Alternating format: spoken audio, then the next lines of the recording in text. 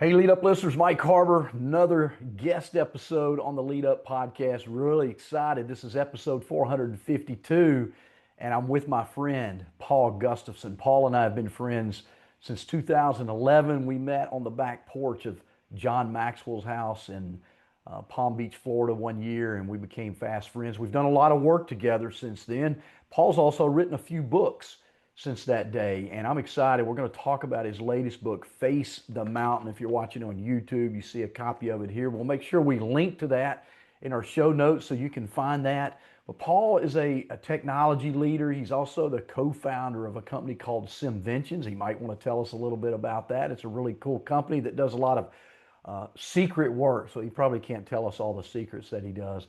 Paul's also passionate about leadership and developing others.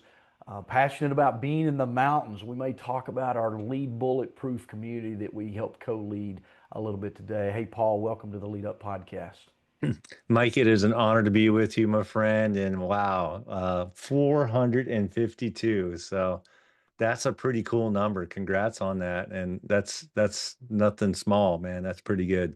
So Yeah, it becomes a labor of love, right, Paul? I started my podcast February 9th of 2015 was my first episode, and I've just continued to do it, man. I guess some people say I talk too much. I guess I never run out of things to say. But it's also, I've had some great guests throughout the years. I think you've been on here a couple times in the past, especially with your last book.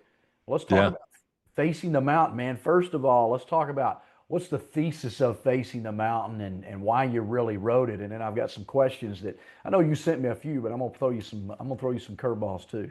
No, yeah, please. It was hard when you say, hey, send me some potential questions. And I'm like, okay. I gave you a few, but I figured you're going to come in with your own, and I'll be ready no matter what it is. I'm excited to be with your listeners and those viewing this. And Mike has been really a coach for me multiple times. So I reach out to Mike and I say, hey, Mike, I'm in that season. I need a little bit of coaching. And Mike, thank you for just kind of pulling me up out of the hole sometimes and just give me some direction. And we need that, all of us. We need to have that coach. Mike's been there for me, and hopefully I've been there for you a few times, Mike. But it's always been a joy just to connect with you. And the last book we did together was Imagine. That was cool. That was the book that I've always wanted to write. And then life happened. And I still think Imagine is a powerful book, and I could talk about that. But the truth of it is, imagination happens between our ears. And yet, the world, obviously, with COVID and everything else and the challenges that we face, sometimes there's things outside of our ears that we just can't control. And we've got some obstacles and impediments that we have to face. And how do we face those mountains? And so I was going through a little bit of a challenge, and I was going through this process of pulling actually some of the throwaways from the book Imagine. I was realizing, you know what, there's some really good stuff here. And I realized that maybe while Imagine was the book I wanted to write, maybe this is the book that God wanted me to write, Mhm. because I've never been more excited about the results of this. I didn't expect this book to come out the way it did, and I'm pretty pleased with it. And I hope it adds value to those who get a chance to listen or read. You can listen to it on Audible; it's out there. But Did you read it yeah, yourself on Audible, Paul? I did. I did not use AI. Yeah, right on, right on. I say that because Mike was laughing at me before we hit the record because there's a couple picks. You guys have seen it. Let's be truthful, right? We've all used AI for different things. And one of them was I threw AI, this is, I don't know, maybe 8 months ago, a bunch of images of me, real images of me. I said, hey, I just need some variants of this. And so it shot back some images. I thought that some looked pretty good, some looked horrible. I used the ones that I thought were pretty good. And so I gave Mike one, and he goes, that's an AI picture. I'll say, Well, the all only reason I right. know that, Paul, is because I've tried that same thing, and AI actually sent me a message back and said, that's a mountain I can't climb. You're too ugly," is what AI said to I me. couldn't face that mountain. Couldn't face that mountain. That's right. Oh my gosh. Yeah. So Face the Mountain is something. Um, I went back on a story years ago. It opens up with this real account of me on a mountain where I almost lost my life. And what happened was there's this peak on Mount Princeton in Colorado. It's a beautiful spot. Mike, you haven't been to the peak that I'm talking about, No. but you've been to Mount Princeton. And it was calling my name all summer. And then I met another guy who said, "Yeah, I want to climb it." So we tried to climb it. It started off pretty well. And hours later, though, I was stuck on the side of that mountain, unsure of what was next. I knew, I knew I was in a pretty tough spot. And sure enough, I took one little step on the side of the scree field, super steep field, and the whole earth just moved. And I found myself in a landslide. And I knew at the very bottom of that landslide was nothing but a graveyard of trees and boulders. And I was about to be one of the casualties of that. And I was clawing, I was doing everything I can, praying. And somehow miraculously, I stopped about 40 feet from hitting bottom. And but the damage had been done still because following me was a trail of boulders and rocks and all sorts of debris that was coming down. And it pounded me pretty good, hit me in the head, shoulders, scraped up my knee really bad. Not my knee, but my leg was just shredded. But somehow I managed to get off that mountain, wandered back to place called Spring Canyon. You've been there. But I look like an extra out of a Rambo set, man. I did not look good. I wandered into that dining hall, just dazed and confused.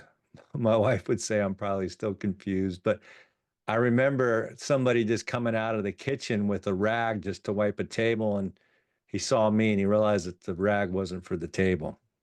It was for me. So he ran over to me, cleaned me up, gave me some water.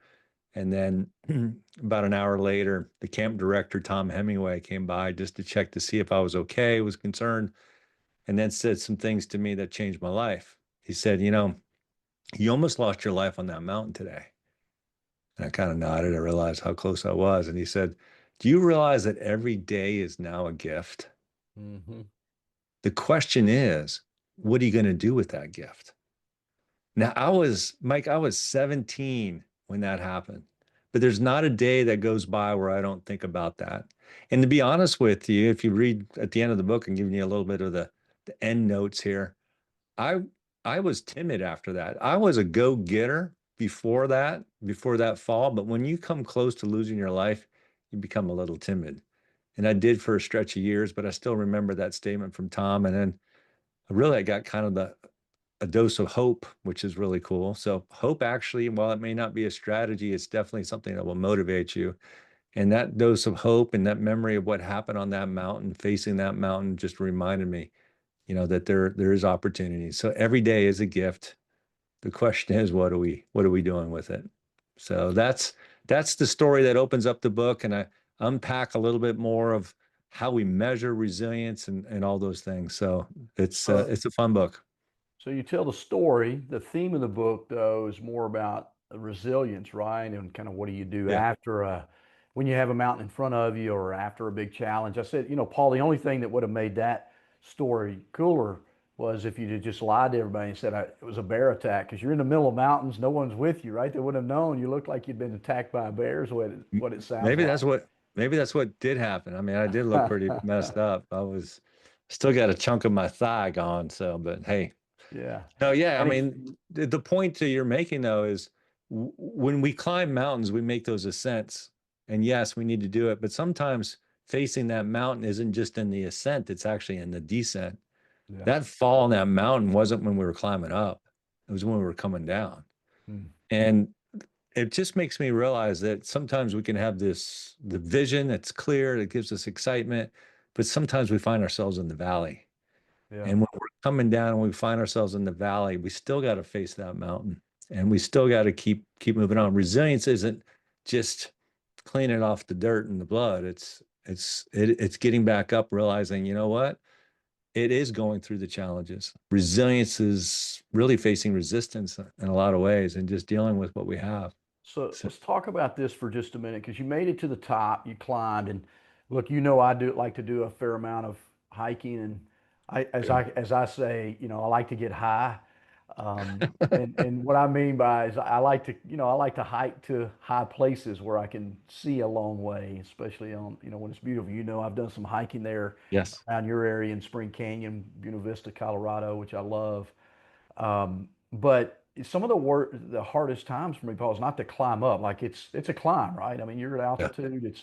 But coming down because climbing up, I see where I want to go. Coming down, I see where I don't want to go, right? I mean, it's kind of Yeah. scary that fall, right? The fear of that fall. So talk about that little analogy there and Sure. how that we it creates fear in our life, right? We don't want to fall. We don't want to get hurt. We don't want to die as Yeah. you came close to doing. How does that fear just keep us stuck? You're hanging onto the ledge of that scree field and one wrong move could prevent you from moving. And that's always Yes. been my biggest fear. I get to a place where I can't move now and Yeah. get stuck on the side of a mountain. So I got to get rescued. Luckily, that's not happened to me so far. Yeah. Well, first of all, on that real trip, me and the other guy, we got separated. So in other words, when we were climbing up and we hit the ascent, the peak, the hook is what they call it. That's a little smaller peak on Mount Princeton, just under 13,000 feet. He took a different line than I did. See, we didn't climb behind each other once we got up higher because we were kicking rocks up and things like that. So you go parallel. He found a different line, went up and got there faster than I did. When he was coming back around after he went to the hook and took a look, he said, "Hey, do you want me to wait for you?" And I told him, I said, "No, you can make it back by lunch. I won't be far behind you." And those were words that I would regret later. And I share that story because I think in life it's the same way. Sometimes we want to be solopreneurs and we want to go off and do what we think we can do, and we get in hero mode and we try our very best. But we really need each other. I mentioned at the very beginning how, having you as a coach, that's been very impactful. That has helped me climb the mountain, face the mountain. I think the paralysis when it happens is when we feel alone. We're like, I'm not sure what's going to do. I mean, if it wasn't for faith, I'm not sure where I'd be, to be honest with you. But those happen. And here's when it happens most often. We set a goal, we go after that goal, we pursue that goal, we hit the goal, we hit the hook, we are at the very top, we sign the book, we take a look, we do all those things. And then destination disease. And then we kind of just like put everything on a pause. We don't maintain that same hunger. And I think that's usually where when we're not we think we're safe. I mean, coming down a mountain, how unsafe is that? Well, actually very unsafe, right? The truth of it is that after you hit that goal, that aspiration that you have, probably the moment of weakness for you and for me is when we hit that goal and then we have nothing after that because we're goal oriented and not growth oriented. And there's a huge difference there. So I think Yeah. that's what comes to mind for me. Yeah, so let's talk about the thesis of the book being resilience. Talk about, what do you mean by resilience? How it's built. Some people have it, some people don't. Yeah. Um, but dive into that a little bit. Yeah. So what happened as I was unpacking the story and thinking through it, I realized that what I needed were the clear measures of resilience, right? So understanding the measures of resilience will give you clarity of what resilience is. So that same director that came to me afterwards and said, "You could have lost your life. Do you realize that every day is now a gift? What are you going to do with it?" He was the one that was a mentor for me that summer. And one of the things that he taught me that summer, and I'll never forget it, was something called the three C's. And he shared early on, he said, "Look, the thing that matters most and what you do are these three C's. One is competence. You got to get competent. And it doesn't start off, it's nurtured, not nature, right? We don't know how to do things initially, but if we work at it, again and again, then we start to build our competence up. And if we get competence, we get confidence, by the way. So that shows our readiness to handle obstacles, right? So let's get competent. And it's so important to do that. And in the book, I go through the ABCs of the competence element to it. And then the next part that he taught us that summer was this idea of courage. And I think courage, when we slide down that mountain, that's what kind of happened to me. I lost track of the second C. The second C is courage, reflects our willingness to face the mountain, to face our fears, our challenges, And I think it's so important. Just taking that small step. Courage is not a feeling, it's actually a decision. And we ought to just be ready to do it, whether it's doing podcasts or writing a book or starting a business or trying to invite a bunch of guys together and say, hey, guys, let's look, we can't be on islands. Let's come together. There is courage that's required every single day. And we got to remember that. And the third C is compassion.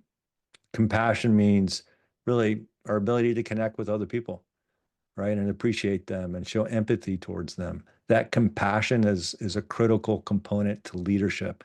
If we just have two of those and we miss one, we're not going to be as effective as a leader as we need to be. And for our families, for our community, for our companies, for our church, for those that are faith goers, those three things I think are absolutely critical: competence, courage, and compassion. So those are three C's of resilience. I want to go back to the question, what is resilience, right? Kind of define that and then why those three C's are important. And then also, Paul, as you talk more about that, what comes first, courage or competence? Well, I'll start with the last question, right? I think you got to work all three at the same time, right? Mm. Um, the competence, don't confuse competence with confidence. Confidence kind of comes along later. So when you continue to work at it, right? So we can tell, I can share more of the story where those three C's came from, but let me get back to your first question because I don't want folks to miss it. Resilience isn't, okay, I've got I've got my resilience shield on, I'm ready to go. No, resilience means you're facing tough times. The best story ever, the best speech ever is Teddy Roosevelt's speech, Man in the Arena. You're familiar with it, right? Oh yeah, absolutely. And I love that story because he's talking about three different characters in that story. One is the critic that's in the room, the one Mhm. that's doubting you and casting shadows of fear on you. And the realization is that sometimes we're the critic, to be Mhm. honest with you. The third one is, I'll get to the first one in a second, right? So the second one was the critic. The third one is the spectators that are in there watching, just witnessing it. They're kind of passive. They're fans, maybe they're seeing what's going on, but they're not taking action. They're maybe not showing resilience at all. But the one that's showing resilience is the gladiator that's in the arena. And the gladiator, just like me coming off that mountain, is bloodied and sweaty and dusty and dirty. And he's fallen down or she's fallen down. And resilience means getting back up, meaning, oh, you know what? This happened, but I'm going to keep moving forward. I'm going to keep finding a way no matter what. May have to pivot, may have to go around, may have to go over, but I'm going to keep going. And that's resilience. It doesn't mean that there's the bullets don't fly. The bullets are going to fly. It means the bullets are coming and somehow you're managing to work through it to hit it face on. My favorite analogy of this is the ocean, right? You go to, I think, St. Simon's Island, right? That's one of your spots Mhm. that you like to go to. Mhm. Yeah. If you step out in that ocean and that wave is coming at you, if you're not ready, what's that wave going to do to you? Yeah, it's going to knock you down. It's going to knock you down. But when you brace yourself, when you step forward with a little bit of a lean right into that wave, you can go right through that wave. It Yeah. still pounds you, it still hurts, but nonetheless, you found yourself your ability to kind of get through it. And I think that's the element of resilience. And so how we measure that goes back to those three C's, right? So are we working those areas? Can I get better? So the gentleman that shared that, who mentored me, who asked that question after I came off that mountain, his name was Tom Hemingway. He was a Marine. And if anybody knew about resilience, it was him. And but I found out years later, maybe 4 years ago, where those three C's came from because he taught that lesson to a lot of people over the years, a lot of people. And so one of the gentlemen that I met, he wrote an article that he got presented at the Naval Academy, and somehow I got a copy of the written transcript from it. And he's sharing the story of Tom Hemingway as a young lieutenant coming out of the Citadel, going through some timidity himself, wondering how he was going to lead a whole platoon when he was the youngest in charge. He was the only officer, everybody else was enlisted. And he looked at his roster of enlisted and he realized, oh my gosh, these guys have a lot more experience than I do. Here's this guy, he's been in World War II. He's been on Iwo Jima. He's gone through Vietnam, Chosin Reservoir. And all these guys, they have a lot more skill and experience than I do. I'm not sure I'm going to lead these guys. So he goes to his gunnery sergeant, the guy with all those credentials with World War II and Vietnam, and he says, Gunny, look, I just got to be honest with you. I realize I'm looking at the roster for this platoon, and everybody's got more than I do. How am I going to lead these guys? And Gunny sat him down. He said, son, let me just talk to you straight in the eye. And he shared with them the three C's. He says, look, we're wanting to know if you're competent. We want to know if you're competent. We know you got to learn stuff. We all do. That's okay. But are you doing your very best to learn what you need to do your job effectively? Two, we want to know, are you going to be timid and scared? Or are you going to be courageous? We're watching to see how courageous you are. Three, we want to know if you care about us. If there's a sense of belonging that you're establishing with everybody that's part of this platoon, because if you care for us, we're going to go the extra mile for you. Those are the three C's that Tom Hemingway learned when he was, what, 22 years old coming out of the Citadel. So he imparted that wisdom on all of us that he met along the way. I got a chance to meet his son, Matt Hemingway, who's an Olympic silver medalist, who went to the University of Arkansas, by the way. He's in the Hall of Fame there at the That's what University made of him an Arkansas. Olympic medalist, is going to the University of Arkansas, right? Yeah, it's got to be, right? He's a Razorback.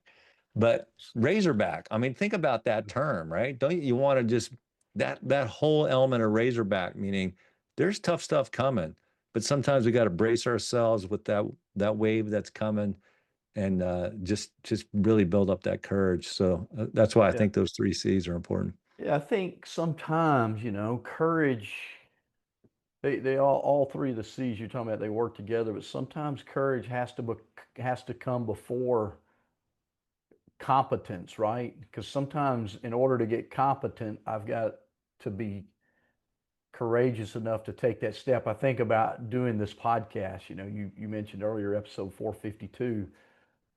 When I started in February of 2019, I had been saying I was going to start for a couple of years, but I didn't have the courage to do it. Like, what do I have to say? Who's going to listen to me? What am I going to be able to share? No one's going to tune in. And so I had to build up the courage to say, okay, I'm going to release episode one. And then since then, I've gotten better, right? I've built more competence up. Let's talk about the application of those three C's and resilience to leadership, Paul, and how they show Sure. up in our leadership. Look, because you're a chief you're a chief level officer with a major corporation in America. So certainly you have faced mountains as a leader in the Yeah. organization. So let's take it from the mountain, the screen field, and now in the world of leadership. Yeah.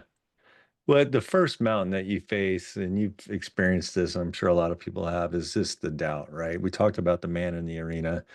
There are outside critics and there's inside critics. And the outside critics are like, are you sure? Why would you do that? Right? I wouldn't. And this time you're going to start a business? Why in the world would you do that? Aren't you just, aren't things good enough with where you're at? Mm. And so there's this level of safety, this comfort of safety, this comfort zone that I think is pretty common that either ourselves internally, we want to just say, you know what, I'm happy, I'm going to stay right where I'm at. Or there are others around us who are loving and caring and, you know, they want the best for us, but they're going to be cautious in what we do, right? They're going to suggest not going forward with it. So I think courage is something that we have to bring to the table every day. Like, you know what? Especially in light of the fact that if you're a person of faith, I think this is the thing that's helped me the most personally, is just relying on something other than myself to Mm. take that step forward because it is tough to step over that line of potentiality. But if I can just say, Lord God, just help me take that step, If we're clear on what our values are, and this is where it starts, if we're clear on our values, then we can get clear on our vision. And if I value something and I know that there's an opportunity there, I I should go forward with it. That's opportunity knocking, and I should step forward. So that's going to require courage. I need that. So yeah, those are some of my thoughts. Let's keep pulling on this though. What else do you want to pull on Yeah, well, this? look, the reality is leaders today face challenges maybe that they've never faced before, right? In the work that I do as a coach, consultant, advisor in the world of leadership, there's workforce challenges, right? There's um, Yeah. personality challenges. There's diversity in the workforce today, like there's never been, maybe 4 to 5 generations in the workplace today. Leaders, maybe unlike you, Paul, maybe they haven't been mentored and developed well in the workplace. So let's talk about how a leader who is maybe unsure. One of the things I always try to work with leaders on and coach, become your own self-coach, not a self-critic, right? I mean, most of Yes. the reality is we're self-critics.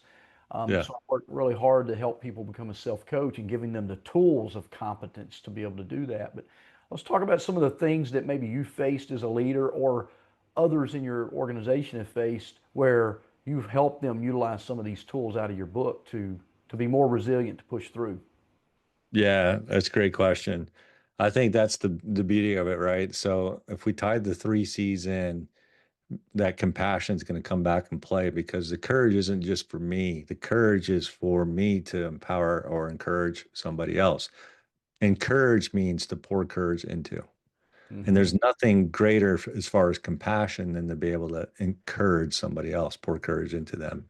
And so the challenges that we've faced, look, let's be real, right? 2008 was a hit. It was hard, right? We wondered, are we going to get a paycheck? Is this the end? Is this most businesses kind of cave in after a few years? The struggle for us was even years earlier. We launched this thing with this huge vision, grandiose dream maybe, and we struggled for 2.5, almost 3 years. Mike, I wasn't sure. Yeah. I began to believe in the self-critics, and I mean the critics and the self-critic, like, oh, I guess it ain't gonna happen. Mm, And then we changed our question. Why would we do that to why not? mm, Who says that we can't? And when we changed the question, why not? Who says that we can't? Things started to open up. One of the things Teddy Roosevelt says in his speech, that's one of my favorite lines. He says, there is no effort without error or shortcoming. There is no effort without error and shortcoming.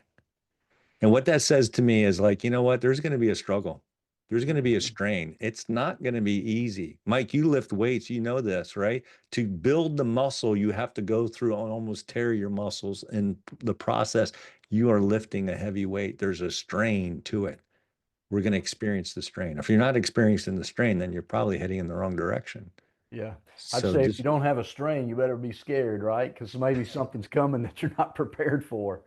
yeah, I mean, that's life or business, right? If you're not pushing against some resistance in yeah, life, maybe you're in your comfort zone. You're sitting in the recliner, not pushing yourself, right?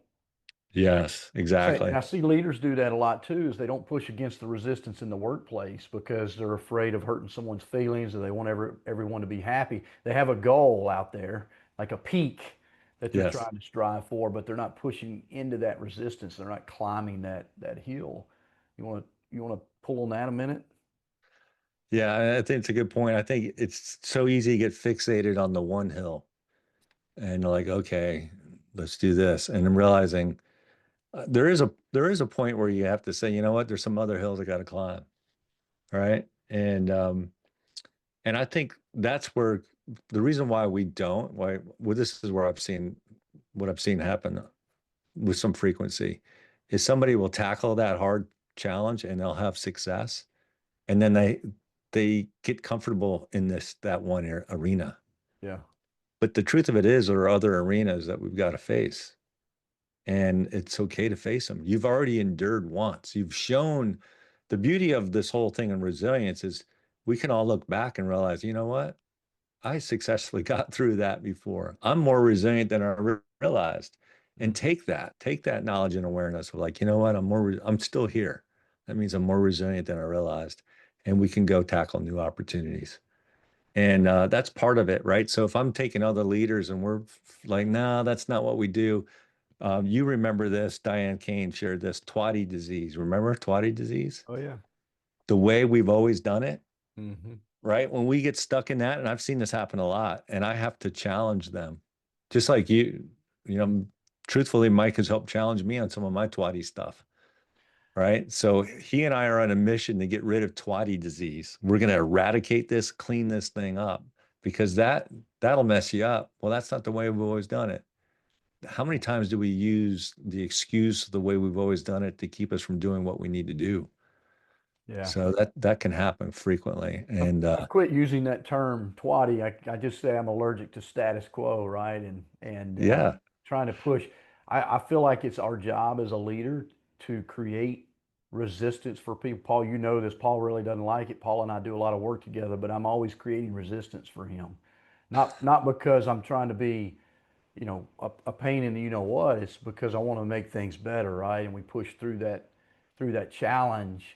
And I feel like that's my responsibility as a leader and as a coach to create the resistance, the discomfort, because it's on the other side of comfortable where we've experienced our greatest growth, right? And if certainly, you don't, Paul, you've experienced that as well. Go ahead. yeah, right. I mean, if you don't experience tension, you'll never find triumph. Yeah. And that's what you've taught me. And it's true. If you're it doesn't mean that tension has to be there 24/7. Right. No. It just means like, you know what, a gentle tension, gentle pressure to face that tension, just to go through it, to take that step, to face that wave. When we talk about courage, right? So that I shared about the why not, who says that we can't. The next thing is really to be curious. Like, Hmm. wait a minute. If God, again, person of faith here, if God is laying out a promise and he's promising something, and instinctively I may doubt initially, but there's a promise of something, then I ought to go take a look. Maybe, maybe there's something to find out. Hmm. If nothing else, I'm going to learn from it. I'm Yeah. going to get better, but be curious. That's the Yeah. second element. Ask why not, be curious. The third one is to create calm Mm. because it's so easy just to get paranoid. And I think calm is probably one of the things that I've had to work on the most. It's like, okay, a lot of tension here, a lot of challenge here. But you know what? I'm just going to keep calm because the leader who's calm is able to lead others. The leader who's not calm won't lead anybody. So choose calm. Let calm be your default. Yeah, that's good. Yeah, look, the reality is, we all know this, but an arrow will not pierce its target without tension being created, right? I mean, that string has to be Yeah. pulled Yeah. tight with tension and then be released. And we need to create that tension in our own lives. That's how we get more resilience. We build more resilience up in our life. Look, Paul, I speak in front of rooms all the time now.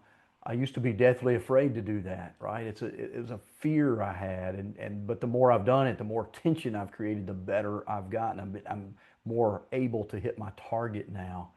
But let's dive into the 5 levels of belief from your book. And I want Yes. to, we got about 10 more minutes here we can record. But let's run through those real quick and how those show up in this idea of resilience and in our leadership as well. Yeah, this is really fascinating and maybe deserves a book in itself, but I want to unpack some of this. You're familiar with Maslow's hierarchy of needs, right? Oh yeah. All right. And I think there's something fascinating with it. And basically, again, I did a lot of research on this. I didn't write this book with a clear answer in mind when I wrote it. It was through research and just through that whole process of self-reflection that really resulted in it. So I'm using my glasses here to kind of pull up a few notes here if I could. But think about what he's talking about. Hierarchy needs, basic level one, and we all experience this with COVID, the physiological needs, right? So Mm-hmm. when COVID happened, everybody slipped down the mountain, if you will. We went from the love and belonging feeling and the esteem, and if you're Mm-hmm. really fortunate, the kind of self-actualization, those are the top three, down to like, you know what, we just need to take care of our physiological needs. We need toilet paper, Yeah. right? We need Right. to Right. we need sanitizer. We need to take care of that, right? And which got brought us to safety needs. We need to take care of our safety needs. That's level two. And then eventually, as we're climbing out of COVID, and we realize pretty quick, especially for those that are running businesses, like, you know what? It is the great resignation. I mean, we all face this. We did. We saw people leaving. Why were they leaving? Because of level three, Yeah. right? Love and belonging. And we realized, you know what, we've got to show this. Even though we're kind of down in the physiological safety need area, we've got that's alert, you know, that's the red alert levels that we need to take care of in the midst of COVID. The truth of it was is love and belonging never went away, Mm-hmm. right? That element of esteem, which is level four, that's something we all aspire for. We want to, you know, we talked about competence. We need to feel good about it, especially as leaders. We want to feel confident. So you get confident by becoming competent. Mike made a point that, well, you can't really get competence until you take steps of courage. That gets us, by the way, to self actualization. But here's what I found absolutely amazing: there's a mirror to all these five needs, right? So my level of faith and grit, and you can't separate the two. You can't just have faith. You've got to have some grit to go with it. Yeah. Otherwise, your faith becomes kind of just more of a wish, right? Oh, the question that I ask folks is, are you, when you pray, are you praying for a wish, or are you praying for something that you believe in, that you're ready to pursue, that you're willing to do what you need to do to be able to go after that? Because truth of it is that it requires faith and grit. So at those levels of needs that we have, there's an equal element of faith that mirrors it, which is really cool. So I don't have to come in with a religious bent for anything, actually. I can Mm-hmm. realize that faith exists even at level one, physiological needs. There's faith in the environment and the resources that's going to sustain us, right? We're going to get Yeah. through this. And we can share that as leaders on our teams and our organizations. Safety needs, right? So I'm like, there's a need for safety. Well, you know, there's faith in the processes and the systems that we've developed, that we have, that are going to help us get through this. We Yeah. believe in Really these good. processes and systems. So we keep climbing. All right. So that next one, love and belonging, we know that that's an important component for great culture. That's important for us at our company. We've been fortunate to be identified as one of the best places to work, not just by the state of Virginia, but by Inc. magazine. And that's pretty cool. But Several how do you times, right? Several times, not several, just once. yeah, Yeah. several times. And I think the key to doing that is to have faith in the people around you, Mm. right? We've got, you know, these are all important elements. So layers of faith and grit to support love and belonging, faith in people in the team around you. Mm. There's some trust that builds trust. We need trust. And then esteem, that's something that I think most all of us, if you're watching a podcast or listening to it, that's probably a true element on the radar for you. Like, you know what? I'm just trying to create that sense of rapport with my team, with everybody else, to lead them well, effectively. And so what kind of faith do we need there? Well, we need faith in self, in our abilities, and the impact that we can make. Those stories of maybe a parent that says, I believe in you, here's what I believe that you can do. We need that. The stories of a coach that says, you know what, I believe that you can do this. We need to remind ourselves that, and continue to pull on that. And from even a biblical standpoint, some of those promises in the Bible can be very helpful and fruitful in that step when we're facing the esteem need from Maslow's law. Right. All right. And then the last one there, I love this one. Self-actualization is the need. We want to be get to that point. Well, this is faith in a transcendent power. This really is truly trusting in something greater than ourselves and even greater than our team, that there's an expectation. Mm. There's something there that we can believe in, that's there. There's a power that guides and provides strength. So that's Good. where I think those five levels of belief: faith in the environment, faith in processes, faith in people, faith in self, and faith in transcendental power can make a huge difference. Yeah, So good stuff. I love those, Paul. I need to learn more about those, and we'll dive more into your book and reading those. Talk to us a little bit about why somebody should read this book. What is it? What's one thing, two things they're going to get out of it that yeah. they need to go listen to your audible voice, or pick up a hard copy of the book and read it? No, I appreciate the question. I really am excited about this book. I believe that we're giving one of the most powerful muscles in the world, and that's our imagination. And I share about that in the book Imagine, but I couldn't help but in this book to draw some of the elements of that. I think that's important because we all have a vision, a goal, a dream that we want to pursue. And the truth of it is that there are obstacles that get in the way. There are challenges that come up. There's no, the script isn't perfect, right? We always have some kind of things that we encounter. How do we deal with that? And realizing that when we face those challenges, when we face the mountain, um, it's an opportunity for us to really, yes, be emboldened to go do it, but also to make things better for somebody else, to make an impact in the lives around us. Mm. And there's nothing greater, I think, than this isn't about just for you. This is about for those around you. It's life, leadership, and legacy. Those That legacy piece is really important.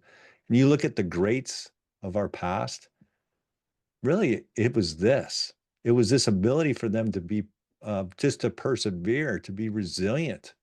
I tell some great stories in this book. If you love stories, I share a lot of stories in here. Some stories of like Jesse Owens, Nelson Mandela. There's so many other ones in here. Wilma Rudolph, it's one of my favorites. And you will be encouraged by their stories. And read it for that, if nothing else. But also, you'll learn a little bit about some of the brain science and the brain health behind it, like what's really happening up here as Mm. we work through things.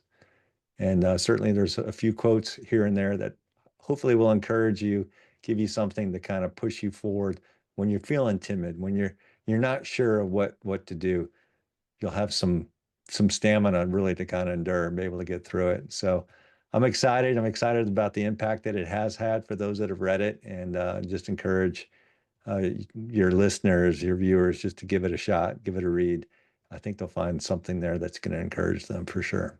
Yeah, that's good. Lead up listeners, Paul's a great storyteller. Lots of great stories. Look, all of us nowadays are looking for the secret, the answer, the easy button, maybe. Artificial intelligence. Paul and I talked about that earlier. I love it. But there's also something about others' intelligence, right? Learning from other people. Paul's written a few books. His newest one's Face the Mountain, Discover Resilience and the Power to Change the World. If you're trying to figure out how to change the world around you, look, when I get better, others have a chance to get better. When you get better, others have a chance to get better.